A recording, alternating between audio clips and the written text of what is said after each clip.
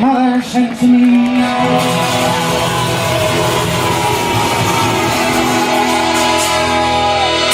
Well, I called me wife and I said to her, will you kindly tell to me who owns that hand upon me bed where me own head should be?